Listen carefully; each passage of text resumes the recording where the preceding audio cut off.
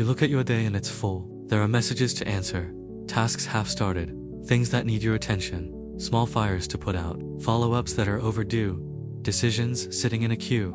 You move from one thing to the next. You don't stop. You eat while working, you think about work while showering. You carry the mental weight of everything that needs doing even when you're technically off. By evening, you're genuinely tired. Not the tired of someone who did nothing, the tired of someone who ran all day. And yet, when you pause and ask yourself honestly, did anything actually move forward today?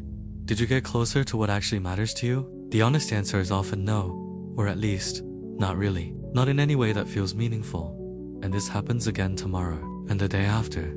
You stay busy, you stay tired, and somehow, you stay in exactly the same place. This is one of the quietest and most demoralizing patterns in modern life. Not because you're failing in any obvious way. You're showing up, you're putting in the hours. But there's a growing gap between how much you're doing and how much you're actually progressing. And if you look at your life 6 months ago, and then at your life now, and the distance between those 2 points is smaller than the effort you've invested should have produced, something worth understanding is happening. The common explanation is time management. People assume the problem is organizational, that if they found the right system, the right app, the right schedule, the motion would finally turn into movement. And there's a reason that explanation is attractive.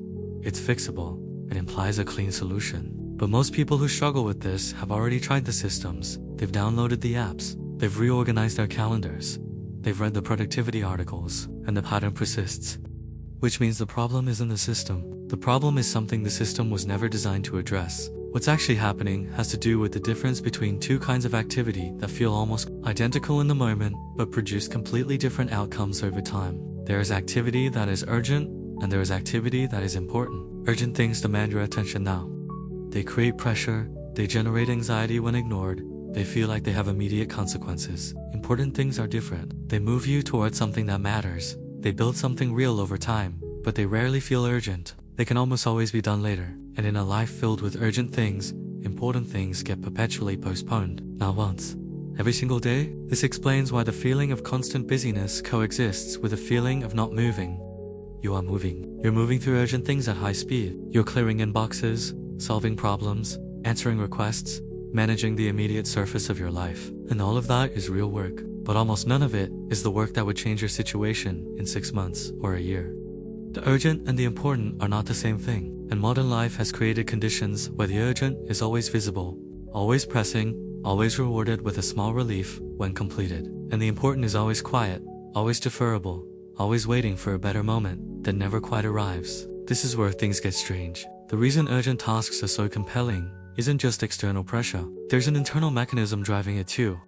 Completing a small, clear, contained task produces a genuine neurological reward. Your brain registers it as a win. The email answered, the item checked off, the problem resolved. Each one delivers a small dose of satisfaction, a tiny feeling of having done something. And your brain, which is always looking for the most efficient path to feeling like you're making progress, will preferentially choose the tasks that deliver that feedback quickly. Urgent tasks are specific, completable, and immediate in their reward. Important tasks are often vague, long, uncomfortable, and their rewards are distant. So your brain keeps choosing urgent, not because you're undisciplined, but because the reward architecture of urgent tasks is biologically more attractive in the short term. And the modern digital environment amplifies this enormously. Notifications, messages, requests, updates, they arrive in a continuous stream that creates a permanent queue of urgent things to respond to. Each one is small, each one seems manageable, each one feels like something you should handle quickly so it's not hanging over you. And so the day fills completely with responsiveness. With managing the incoming, with attending to what others need, what the system demands, what the next thing is. And the work that only you can decide to do, the work that moves your actual life forward, gets pushed to a margin that never arrives. What most people miss is that this pattern has an emotional layer that makes it especially hard to break. Busyness, in the modern world, has become a form of identity. Being busy signals importance. It signals that you are needed, that you matter, that your time is in demand. Saying you're busy is socially acceptable in a way that saying you're resting, or thinking, or working on something slow and uncertain is not. There is a quiet social reward for being busy, and a quiet social cost for appearing not to be. And this means that even when people have the opportunity to slow down and do the important things, there's an internal resistance. Because slowing down feels like opting out of something, like falling behind, like the world is moving and you're standing still. But here's the truth. Underneath that feeling, the world moving isn't the same as you moving forward. Responsiveness isn't the same as progress. Being needed isn't the same as building something. And the people who eventually do move forward in meaningful ways are usually not the ones who were the most responsive, the most available, the most perpetually busy. They're the ones who learn to protect time and attention for the things that compound, the things that build, the things that feel uncertain and slow and important, and trusted that the math of that investment would eventually show up. There's also a subtler reason why the important work keeps getting deferred, and it has nothing to do with laziness or poor time management. Important work is almost always associated with some degree of vulnerability. Starting the project means it might fail. Beginning the difficult conversation means it might go wrong. Committing to the goal means you might not reach it. And as long as you don't start, none of those outcomes are possible. Staying busy with urgent things is, among other things, a form of protection. You're not procrastinating, you're not avoiding, you're just responding to everything else. There's always something else to respond to. And as long as that's true, the important thing remains safely unstarted, which means safely untested, which means the fear of failing at it never has to be faced. This is where the problem becomes deeply personal, because it's not about productivity anymore. It's about what you're protecting yourself from by staying in motion without moving. And for a lot of people, if they're honest, it's the possibility that if they actually tried, fully committed, gave real time and attention to what matters most to them, and it still didn't work, then what? As long as you haven't really tried, that question has no answer. Staying busy keeps the question suspended, and suspending an uncomfortable question is something the mind is very good at, very quietly, without ever announcing that that's what it's doing.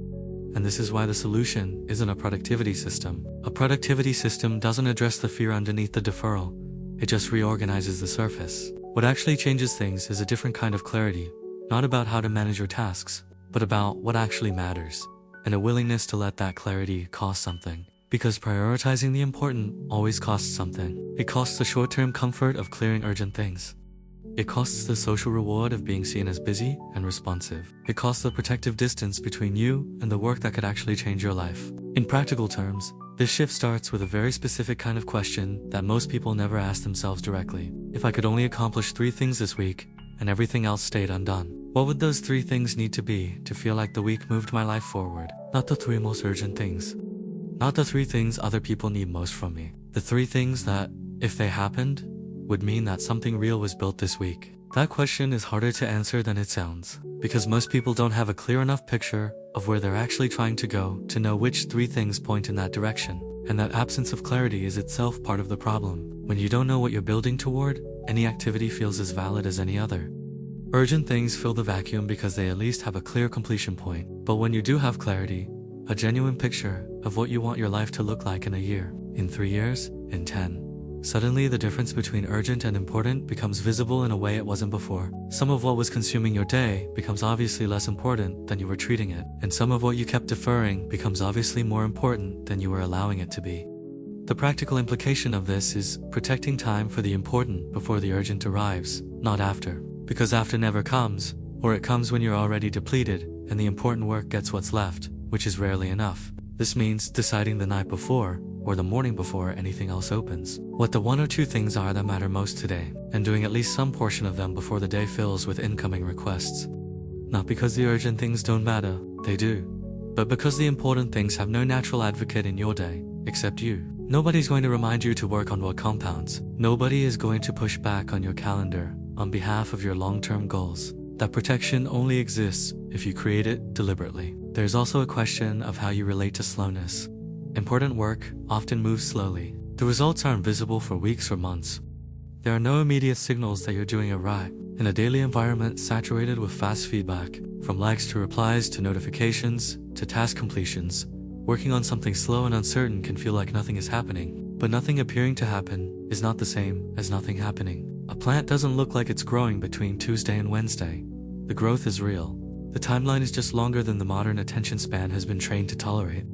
And part of building a life that actually moves forward is learning to be comfortable with the fact that real progress often looks like very little from the inside, until it suddenly doesn't. The version of you, a year from now, is built by what you consistently prioritize today, not by how much you respond, not by how busy your calendar looks, not by how efficiently you clear the urgent queue, by what you protect, what you return to, what you refuse to defer indefinitely because you understand what it's building. That understanding is a thing that changes the pattern. Not willpower, not a new app, not a more aggressive schedule, just a clearer, more honest relationship with the difference between being in motion and actually going somewhere. The busy feeling will probably always be there. The modern world generates it reliably, but underneath the busyness, there can be a direction.